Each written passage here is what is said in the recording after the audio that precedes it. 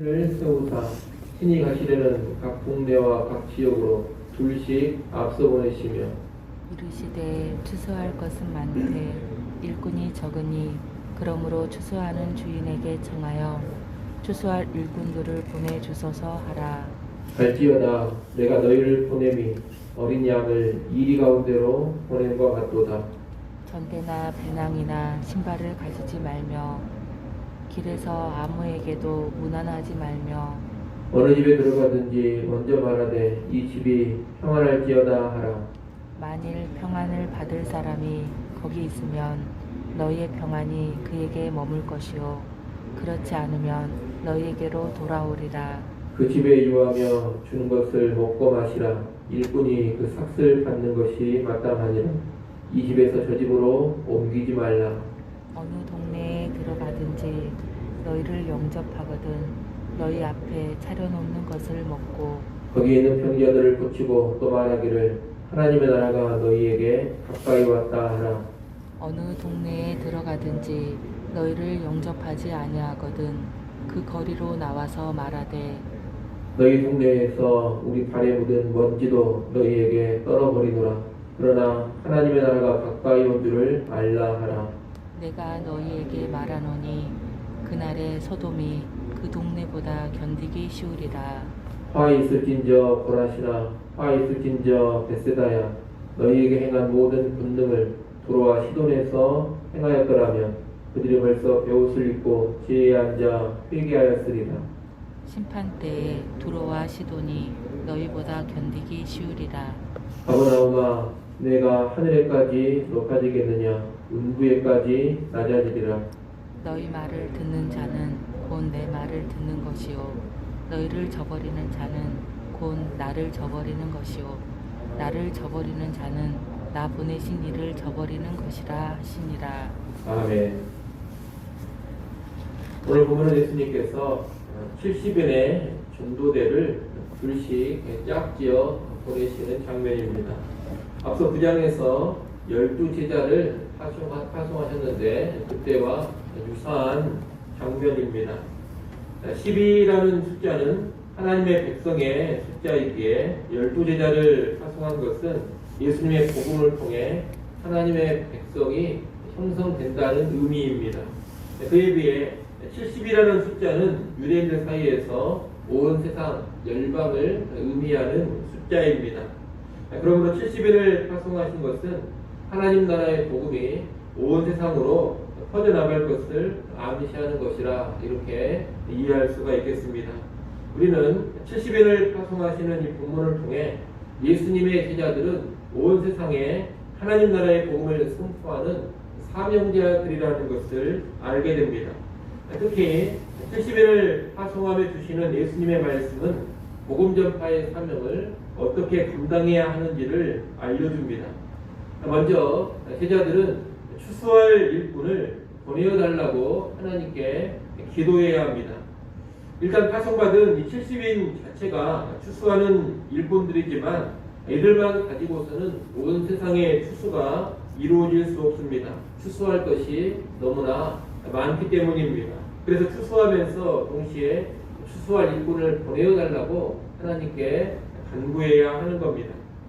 우리는 우리가 있는 곳에서 또 우리가 보냄받은 곳에서 복음 전하는 삶을 살아야 합니다. 동시에 더 많은 복음의 일꾼들을 하나님께서 보내주시도록 기도해야 할 것입니다. 오늘날 온 세상을 보더라도 아직도 복음을 들고 들어갈 지역이 많이 남아 있습니다. 또한 복음이 들어가 교회가 세워지기는 했지만 훈련된 선교사, 훈련된 지도자들을 더 많이 필요로 하는 지역들도 참으로 많습니다. 이러한 곳으로 추수할 일꾼들이 계속해서 보내어져야 하는 것입니다. 그래서 우리가 이것을 위해 오늘날에도 기도해야 할 겁니다. 이 새벽 시간에 기도하실 때에도 하나님께서 이 땅에 추수할 일꾼들을 더 많이 보내주시도록 온 세상에 복음을 전하는 일꾼들이 왕성하게 일어날 수 있도록 여러분이 기도해 주시기 바랍니다. 둘째, 제자들은 둘씩 나가서 복음을 전해야 합니다. 예수님은 혼자 보내지 않고 둘씩 짝을 지어서 보내셨습니다. 그 이유는 협력하는 두 사람이 한 사람보다 낫기 때문이고, 또한 유대 사회에서는 두 사람의 증언이 있어야지만 그 증언이 참된 것으로 인정을 받기 때문입니다. 한마디로 복음 증거가 제자들의 협력 가운데 이루어지고, 또한 이 복음 증거가 진실성 있게 이루어지도록 하기 위해서 둘씩 짝지어 보내신 겁니다. 그러므로 오늘 우리의 복음 증거도 이 두 가지가 있어야 합니다. 협력이 있어야 되고 진실성이 있어야 합니다.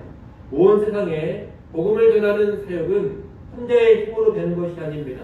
반드시 협력을 통해서 이루어집니다. 독불장군식의 사역이 아닌 그리스도인들이 서로 협력하고, 또 교회와 서로 협력을 해야지만 감당할 수 있는 것이 복음 사역이라는 겁니다. 그러니 오늘 우리도 교회 안에서도 복음 사역을 위해 교회 성도들이 서로 협력을 해야 할 것입니다. 또한 교회 하나하나를 넘어서서 교회들이 서로 연합해서 복음을 위해 나아갈 수 있어야 할 것입니다. 아울러 진실하게 복음 사역을 감당해야 합니다. 예수님 당시의 사회는 두 사람의 증언이라는 방식으로 진실성을 보장받았다면, 오늘날 이 진실성은 무엇보다도 우리의 삶으로 보장받을 수가 있습니다. 만약 복음을 증거한 우리의 삶이 불의하고 거짓되다면 복음의 진실성을 어떻게 입증할 수가 있겠습니까? 불의하고 거짓말하며 살아가는 그 사람의 증언을 누가 믿어주겠습니까? 복음을 전하는 우리가 진실하고 정직하게 살아야 되고 또 의롭게 살아가야지만 우리가 전하는 복음이 신뢰를 얻고 설득력 있게 전파가 되는 겁니다. 어떤 이단들은 포교의 과정에서 거짓말하는 것도 당연하게 생각합니다. 거짓말을 했더라도 결과적으로 어떤 사람이 믿게 된다면 그것이 좋은 일이기 때문에 얼마든지 거짓말을 하라, 이렇게 가르치고 말한다는 겁니다. 하지만 우리는 그렇지 않습니다. 과정에 있어서도 진실해야만 하고 과정에 있어서도 정직해야만 합니다. 뭔가 복음을 받아들였다, 이 결과만 중요한 것이 아니라 그 결과를 이루어내는 과정도 진실하고 정직해야지만 의미가 있는 겁니다. 특별히 오늘날 복음의 진정성이 위협받는 것은 결코 복음 자체의 문제가 아닙니다. 복음을 증거하는 사람들의 진실한 삶이 많이 무너져 있기 때문입니다. 우리 한 사람 한 사람이 가정과 사회에서 그 사람은 정말로 진실한 사람이다, 그 사람은 참으로 정직한 사람이요 의로운 사람이다, 이런 평가를 얻어야 할 것입니다. 그래야지만 우리의 복음 사역이 힘을 받을 겁니다. 따라서 우리는 진실한 삶에 깨어있는 가운데 복음을 증거할 수 있어야 되겠습니다.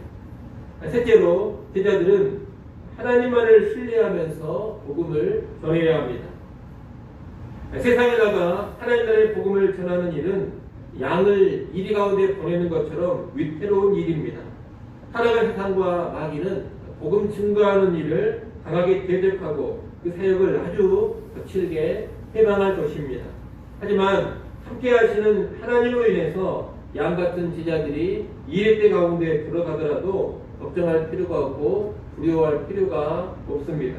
우리는 함께 하시는 하나님을 신뢰하고 일의 때 가운데서도 담대하게 복음을 증거할 수가 있는 겁니다. 하나님께서는 복음 사역의 여정에서 필요한 것들을 다 세워주시고 도울 것들을 반드시 도와주실 겁니다. 가는 곳마다 돕는 손길들을 제공해 주시고 숨기는 손길도 제공해 주실 것입니다. 제자들은 이것을 신뢰하고서 복음 사역의 길로 나서는 겁니다. 예수님은 오늘 보면 7절에 보면 일꾼이 그 삭슬 받는 것이 마땅하다, 그렇게 말씀을 하셨습니다. 그러니 복음 전하는 사람들은 그렇고 먹고 살기 위한 목적, 생계의 수단으로 복음을 사용하지 않아야 합니다. 복음을 전할 때 하나님께서 얻어주시는 것이지 복음을 사용하면서 경제적인 이익을 추구하는 것이 결코 아니라는 겁니다. 아울러 경제적인 이유로 복음 사역을 포기해서도 안 됩니다. 복음을 증거하는 사역은 돈 가지고 감당하는 사역이 아닙니다. 돈이 없으니 전도를 못하겠다, 돈이 없으니 선교를 못하겠다, 이런 말은 하나님을 섬기는 제자들이 할 말이 아닙니다. 없으면 없는 대로 그 안에서 여하튼 복음 사역을 감당해야 합니다. 그리고 필요한 것은 하나님께서 반드시 채워주신다. 이런 믿음을 가지고서 사역을 해야 합니다. 하나님에 대한 믿음, 하나님에 대한 신뢰를 가지고 사역하는 것, 이것이 복음 사역의 아주 중요한 원리입니다. 우리는 이것을 기억하고 이 땅에서 지금도 복음 사역을 감당할 때 하나님을 향한 전적인 신뢰를 가지고 감당할 수 있기를 바랍니다.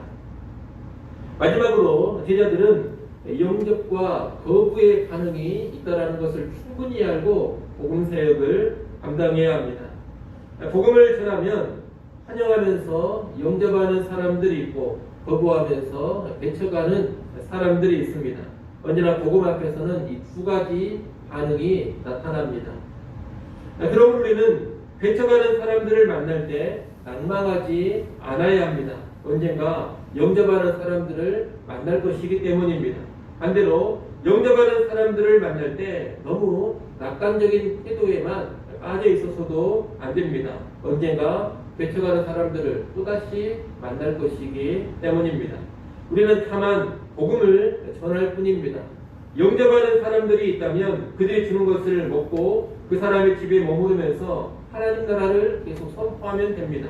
만약 거부하는 사람들을 만난다면 그들에게 심판을 경고하면서 떠나면 됩니다.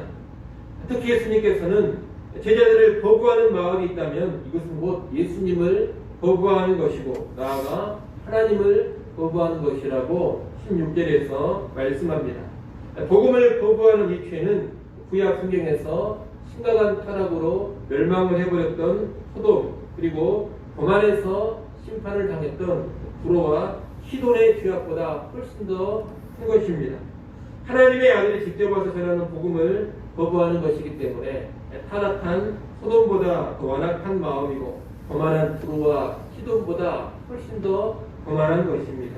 복음을 거부하는 죄가 이토록 심각하고도 큰 죄라는 겁니다.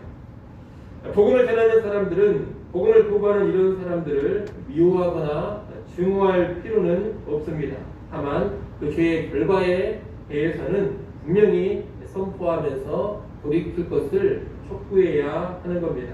이것이 11절 말씀의 의미입니다. 11절에 보면 너희 동네에서 우리 발에 묻은 먼지도 너희에게 끊어버리더라. 그러나 하나님의 나라가 가까이 온 줄을 알라. 이렇게 거부하는 자들을 향해 선포하라고 예수님이 말씀합니다.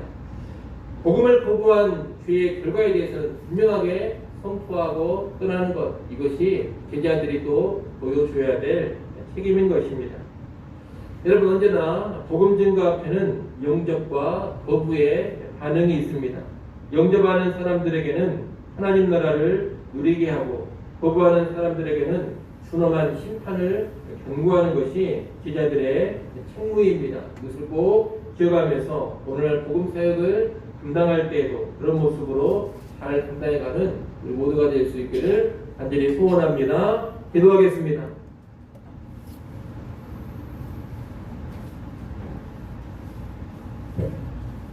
하나님 아버지, 70인 전도대의 파송을 통해서 복음 사역을 어떻게 감당해야 하는지를 보았습니다.